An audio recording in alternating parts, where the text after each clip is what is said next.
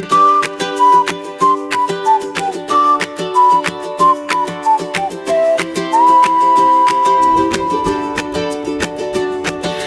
DDS na tanga nasa kanto, nagkakanta, parang may sariling planeta.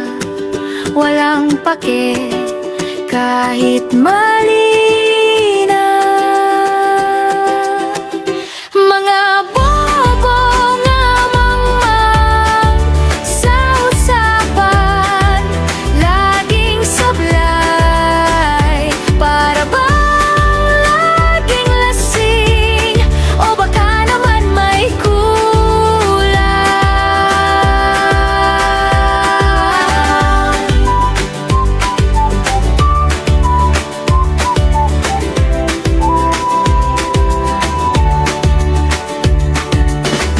Tatlo kung magdebate, walang basehan, puro galit, parang si tatay nilang nakakulong sa sariling bangungot at tanong. Sino ba ang tunay na hari?